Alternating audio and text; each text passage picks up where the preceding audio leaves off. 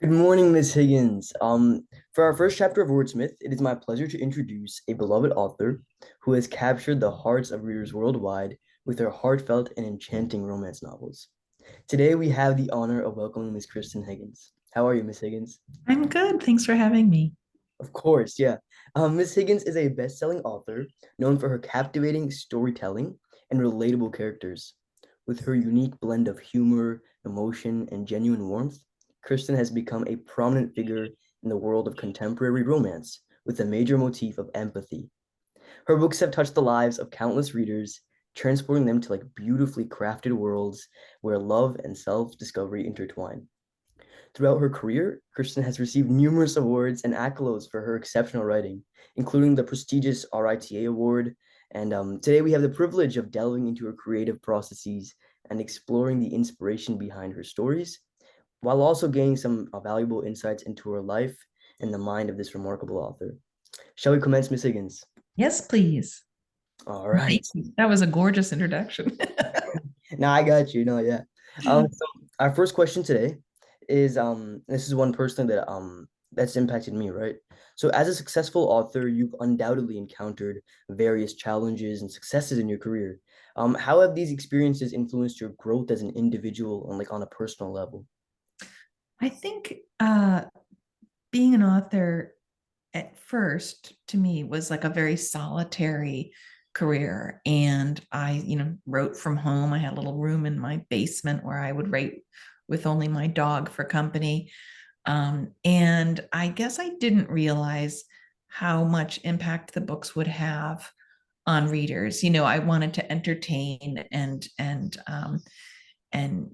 engage readers, but I Yeah. didn't know really how much impact some of the books would have. And Hope, yeah.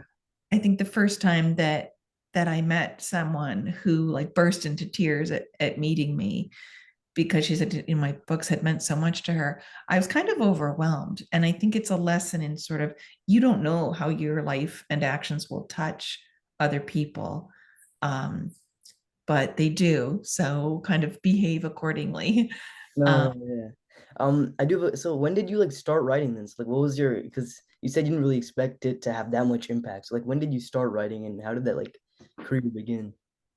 I started writing in my 30s, and I had been a copywriter for an advertising firm.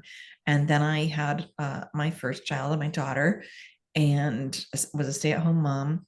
And then I had a son. And so when my son was in nursery school, I thought, I really love being home with the kids. I love making their lunches and Yeah. being with them most of the day. So, how could I do that while also going back to work when my son hit school full time? And I thought, well, I've always loved to read and I've been a writer of some kind. So I've written on deadline and I've like honed that craft a little bit. So Mhm. maybe I could write a novel. And I thought I'll write a romantic comedy because I think that would sell. I wasn't looking to be like a great American author with a great American novel. I just wanted to write a couple of books. That you And found interesting and that you thought would, fare well.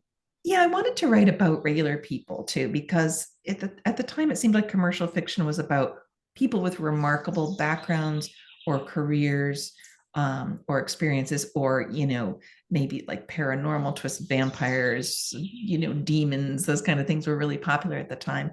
And I kind of thought, where are the books about people like me or for people like me who aren't looking to escape into like a post-apocalyptic world or a Sex in the City kind of Manhattan experience. I grew up in a small town in Durham, Connecticut, and I live there still. And I wanted to write just kind of bring that lens in real tight on a person at a particular moment in their life and see what could happen with them, because I think everybody has a great story in their lives at some point, and I wanted to focus on that. Oh, that's true. No, that's good. Yeah. And so that was how you started your journey, right? So in terms of challenges, so I know that for me personally, I did a little project where I published my own little novel.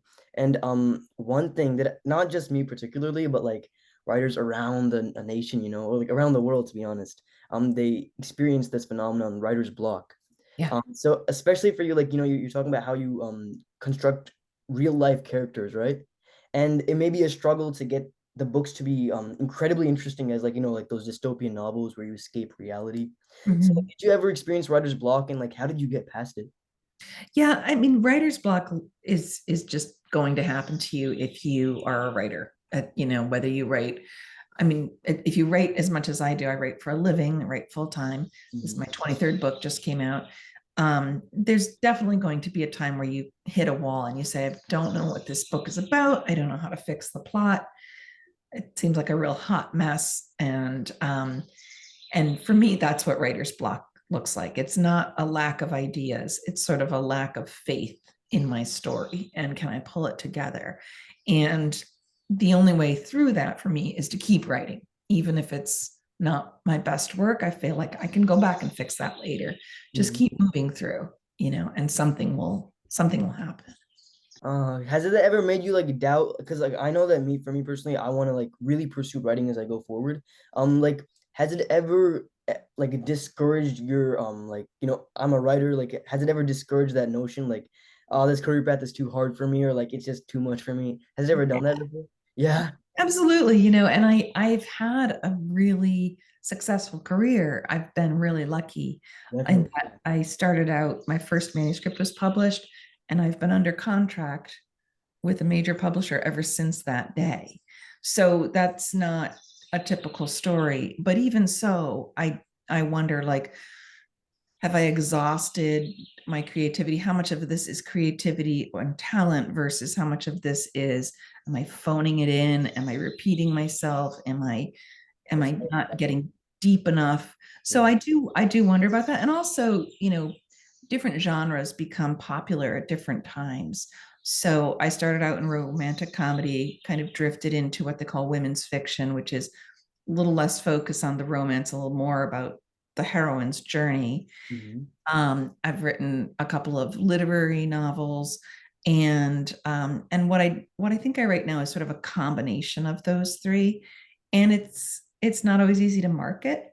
No, So, you know, it it, gets hard at times. that can get frustrating from the industry standpoint of like, is it women's fiction? Is it romance? Do we put a beachy cover on it? Do we market it as literary fiction?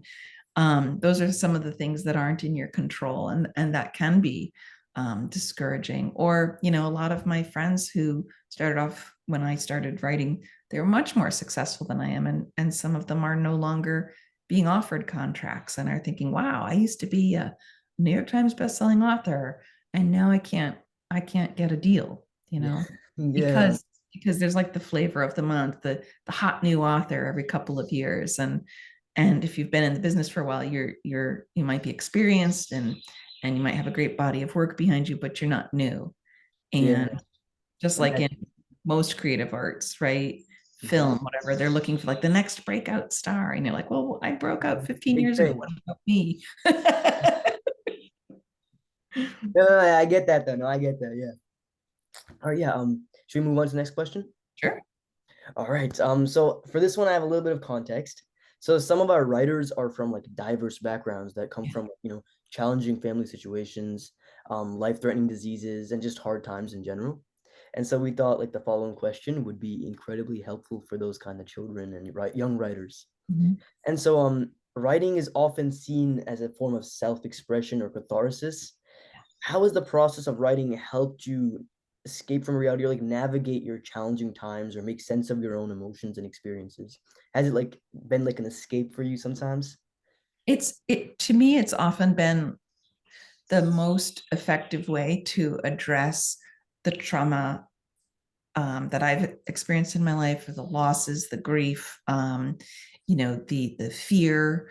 Um, it's a way to get in there and relive those experiences, and also find a way out of them for your character, and in doing that for yourself. For yourself. Oh, okay, okay. So what you're saying is like when you're writing and some crisis comes up or something challenging comes up, you often like live in your character's shoes in the sense that if your character can do it, you can do it kind of determination. Right. And even if, one of the great things about fiction is that you do have control over the path that your character takes. And in real life, you might not. It's like, you in fiction, you have the character say the right thing at the right moment. And in Yeah. real life, you're like, I wish I had said that, but it's 4 hours too late, Yeah, So yeah, yeah. you can almost heal yourself by acknowledging all the things that you went through and putting it through the lens of your character's issues, and then kind of leading them out of it or making them come to peace with it, and kind of leave it in that suitcase and put it down on the path of your life and keep moving forward, so you don't have to drag it with you the whole way. Oh, I oh think it wow. is kind of a great form of therapy.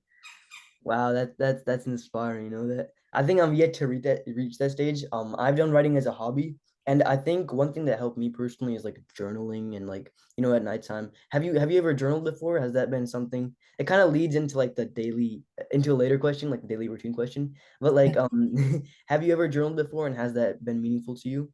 I don't journal technically, but I do express myself through my fiction, in that there are passages in books that are just me and my Yeah. feelings, and like dealing with a difficult family member, or um, experiencing a loss over which you have no control. So I don't keep a journal, but I feel like I bleed over the pages of my Okay. fiction. And it kind of shows that no, no, no, I get that. No. Yeah. Should we move on to the next question? Mhm. All right. So I know that we just can't generate stories with like the snap of our fingers.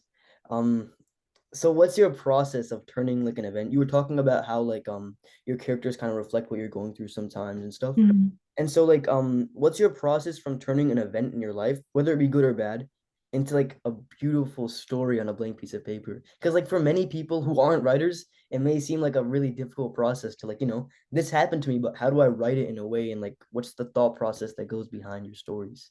Well, I always start with kind of a what if question. So, what if in the current book that I'm writing now, what if you suffered a devastating loss of your partner at a very young age, and you kind of got stuck there? So the next 10 years of your life were trying to address that loss and try to like almost nullify it. Nullify, yeah. So I try to kind of put it in a time frame. So what if this thing happened to you and you were working on a way of fixing it, but then in chapter 1 there's always that, but then something happens and you have to do something else. Uh-huh. Okay, okay, okay, okay. So it's called the call to adventure. You're in your regular life, you're working on your things, you're living your life, and Hmm. you're not completely satisfied with where you are. Um, so say it's a story about a kid in foster care, right? Hmm.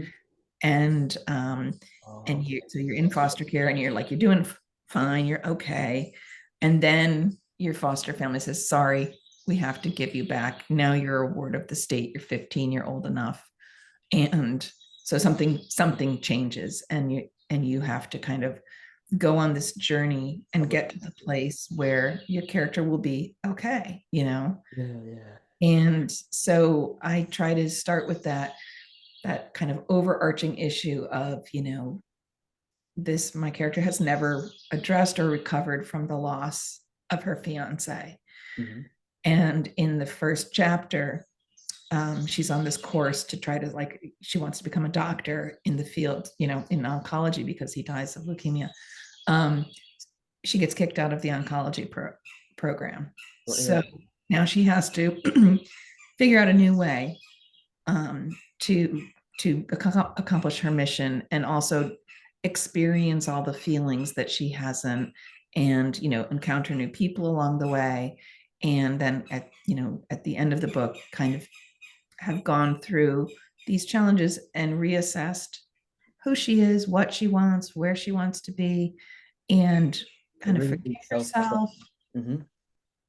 make peace with the past, accept that it was part of her life, but not the only thing in her life. And so I give this time frame, this ticking clock, we call it, of the summer. So there's an event at the end of the summer, and by the end of that event, these things will have happened. So that's how I try to encapsulate the story. So if you take like The Hunger Games, which is one of my favorite books, Katniss Everdeen is fine. She's fine. She's making do, getting by. And then her sister is chosen to compete in the Hunger Games.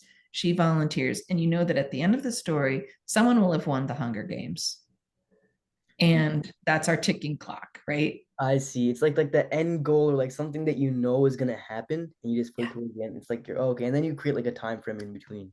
Yeah, right. So Oh, there's a nice little package there of when the Hunger Games ends, we know Katniss will have somehow engaged in there and hopefully triumphed in some way. And what's so brilliant about that book is the way in which she triumphs, yeah, yeah, yeah.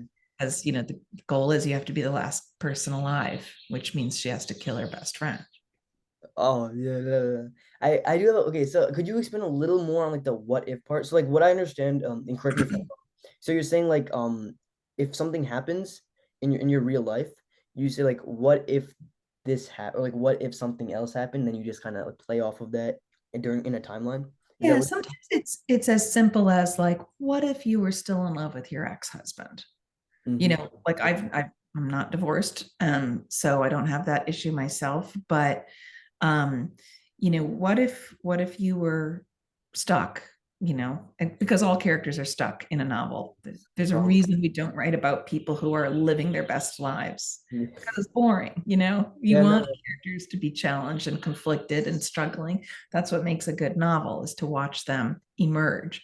If they're fully formed and have already emerged, there's no it's growth. Yeah, there's nothing. fun, right? Hmm.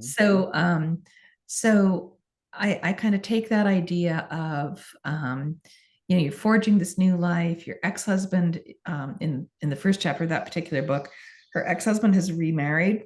His wife is pregnant. She's at the baby shower, and the new wife goes into labor. She ends up like delivering the baby on the living room floor. And it's like so awkward and weird, and you know Yeah, oh, yeah. so beautiful and exciting, baby.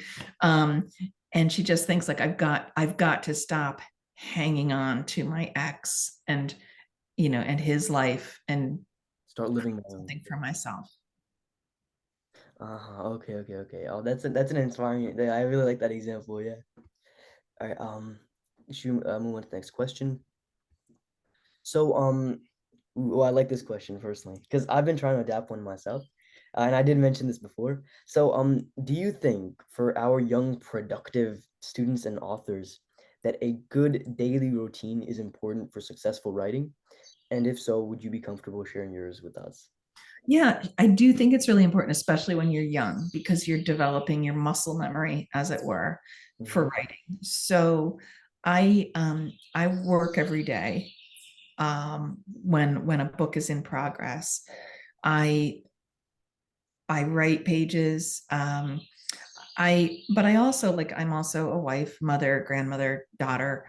And Responsible. so, I have doctor's appointments to go to, or babysitting, or, I have speaking engagements and things like that. So sometimes my work doesn't look like just sitting at the computer writing, but Mhm. that is where the work gets done. You can't write a book without writing pages. That's true. And when you have a career like mine, when you go on book tour and you give talks and interviews and things like that, that's all part of it, and that's a very lovely a part of it. It's like a reward part of being an author, but to get to that point, you have to produce the pages. So I was actually more productive as a younger author, a newer author, because I had to make a name for myself, and the only way to do that was not to be on social media doing cute TikToks and stuff like that. It was to write the books. Mhm. And so I used to write when my children were in school. I mean, when they were napping, actually, because they were so little when I started writing. So they would go down for a nap, and I would just jump on the computer and use that time. And they'd go to bed, and I would do some more. And then when they were in nursery school and school, those were my hours to be productive. Um, so I do believe that for young writers, the best thing you can do every day is just look at what you've written, even if you don't write anything more. But every day, just check in with that last sentence of the last thing that you wrote and keep the story in your mind, because it might be like when you're at soccer practice or in the car going to see your grandmother, that an idea comes to you, but you keep it fresh that way by looking at the story and reminding yourself where you were. And and if you can write a couple pages a day, great. If you can write a couple sentences a day, great. There's no one way to write a novel. There's just the way that works for you. And it takes some time. It takes some time to find it. Like I hear about authors who, I wake up at 4:30 in the morning and I write until 9 o'clock. I'm like, oh my God, I would never wake up at 4:30 in the morning. Okay, because That's I'm assuming you're horrible. not a morning person. Because I was Right. gonna ask like morning person or night owl, but like I can. So you think it's Yeah. more of a night time? I think like for you, from what we said, it's more like whenever you find the time that you're comfortable with, you write a story and like you read over what you've written. So Mhm. like I think that's what you're saying. But like for students, do you think that like waking up in the morning, do you think it's unique? Because like waking up in the morning versus like staying up at night and writing this novel, do you think there's like a difference or like I no? think if morning works for you, then write in the morning. And if 11 p.m. works for you, then write at 11 p.m. I think that it's easy to get bogged down in what I should be doing versus what's working for me.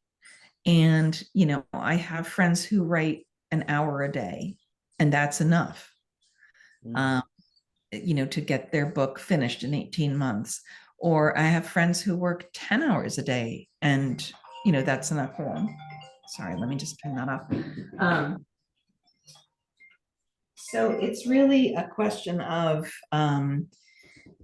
what is moving your story along. I think the worst thing you can do is say, I'll get to it eventually. Oh, That's, okay. Procrastinating it, pushing it off. Okay. over spring break, over summer break, next week will be clear. It never is. Life is busy. It fills up almost on its own without your participation. I Yeah. mean, I look at my calendar, I'm like, in July, I'm not going to do anything. And right now, my calendar for July is very full. Yeah. Um, but I will also finish my book in July. I know that as well. Oh, okay. Because for one, I have to, I'm on deadline.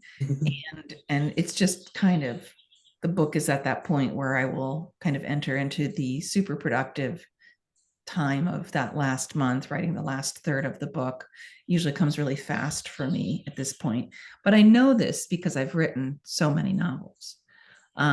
So for young people, I say, yeah, start a schedule. I cut my teeth as a writer by going to a 9 to 5 job in an office and writing then and there. That's how I established my discipline, really. Discipline pattern. Yeah. And so for kids, I think it's one thing to just be really creative and imaginative, and it's another to put that down onto paper or into a computer somehow. And you have to get into that habit and start developing that skill. And that And the consistency too. more you do it, the better you get at it. Okay, that's beautiful. No, I like that. Okay, and last question. So writing is a process of continuous learning and growth. So this is like the wrapping up question. Sure. Do you have any further advice as this interview comes to a close to those who love spinning tales either as a hobby or perhaps as a career as we go forward? Any advice at all? I there's two things I want to say. One is you absolutely can have a career as a novelist, and a lot of people in creative fields get the stink eye from parents or teacher, like, oh, you want to be an artist or a novelist, good luck. Here I am, evidence of the fact that Yeah. you can just be an ordinary person who has a great job and has sold millions of copies in dozens of countries. And so don't ever be discouraged that this is not a real job and a real possibility. um, but I think you always have to know there's someone more talented than you, more successful than you. You can acknowledge that, you can learn from that, and then you need to get past that. and No. do find your own niche and your Uh, own voice, and don't compare yourself to others. Just keep your head down and do your job and do your work and write your story. yeah, I was quick follow-up question on that. So like, do you think your success as an author, do you think that was something that was developed by like the consistency in which you wrote at? You're talking about like working a 9 to 5 job, or do you think it was because like you were just really good at writing like from the start, like from the get-go, or like do you think it was a skill that was developed that allowed you to be this successful? Because like there's probably tons of writers who are like, they're starting off and like they may not be as successful as you. Do you think there's a reason why? Do you think it's the consistency or like another factor? Yeah, I think that the best quality that I bring to my work is that I'm very critical of myself. Ooh, It's hard. It's hard on my ego, and I'm yeah. sorry for my husband who has to listen to me complain about how much I'm struggling with each book. But it also makes me really work to cut through all the crap, as it were, and get to the best book possible. So I'm not, I think the worst thing to be is in love with your writing and think like this is the best thing anyone has ever written. I Oh, think you have to understand that, read the people that you want to be next to in the bookstore. Like if you're writing horror, understand why Stephen King is great. If you're writing young adult, understand why John Green is so talented, um, and put your work up against them. Be hard on yourself in terms of make the best product you can. um, yeah. I was wondering, cause like, so this I'm a little selfish now because I'm gonna ask a personal question for me. Just one, yeah. Um, as I'm gonna enter senior year, and so like I have college applications coming up, and there's an essay for that. And mm, so, what's the process in which you critique and go hard on yourself to like, like not fall in love with what you're writing? Because I want to make sure that like what I write properly conveys like my authentic voice, as most mm. admissions people say. And so, how do you like critique yourself to that depth and to that intensity? Well, I one of the things that I know by now is I know my skill set, so I know that I do write warm, engaging, funny novels that are also deeply emotional. And so I think I can kind of find places where I hit that note where I'm really, in my groove, and I'll say more like this. And then the places that's not hitting those notes, that's a little, maybe a little boring or a little too um it doesn't have the right tone. I i try to keep those good parts in mind while I'm trying to fix those less good parts. And for a college essay, I've actually critiqued a lot of them for Ooh, friends and nieces and nephews and stuff. And one of the things that I love is when you tell a story and there's a circularity to the story. Like, here is my opening sentence about why I love playing the clarinet, and here is my last sentence about this is what my love of clarinet has brought to my life. And mm, there's a story of a little journey in there. yeah. It's not about how great it was to kick the winning goal in the soccer game. um, it's about what you did to get to be the player who could kick the winning goal, you know Okay. and uh, and again, with any kind of writing, revision is where you're going to become great. Oh, Nobody writes a great first draft, and if they say they do, don't believe them. that makes sense though. No, yeah. Okay, okay, okay.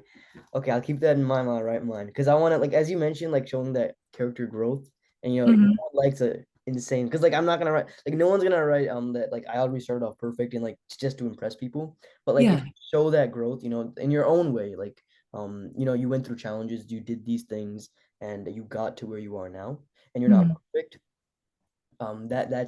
That's what really hits hard, right? Yeah. Yeah. But everybody has their story there, and I say this when I'm on book tour. I said, every person has a novel event in their life, a moment in time where their life was so interesting that someone could write a book about it. And you kids do too. You have this journey of how you got to be 18 years old and why you want to go to this particular college. Oh, okay, okay. And whether you've had, all the privilege in the world, um, like, my niece recently sent me her college essay, and she's one of those really lucky kids who's not had a lot of hardship and stuff. And she had to present herself as, here was a challenge in my life. Here's how surprised I was that I wasn't instantly great at it, because a lot has come easily to me. And here's what I did with that information and experience. Um, and then, if you're on the other end of the spectrum of, like, I had to go through all these hardships, um, it, it's like, pick one moment in time, Yeah. and pick that moment where you decided, the course of my life is going to go this way because I decided it would. And that's what we call agency in fiction. And all my characters have to have it. They have to have that, I'm going to take the reins here and steer the horse where I want it to go. Yeah. So yeah, so good luck with your All essay. right. Thank you so much. Yeah, I think that was the last question there. And Okay. that was really insightful overall. I really loved, for me personally, I loved the admissions and the essay advice.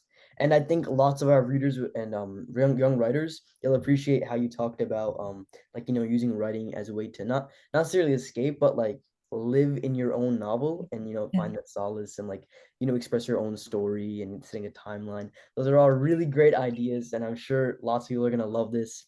And yeah, thank you so much for your time, honestly. You're welcome. My pleasure. Take good care. Thank you so much. All right, yeah. Let me stop the recording.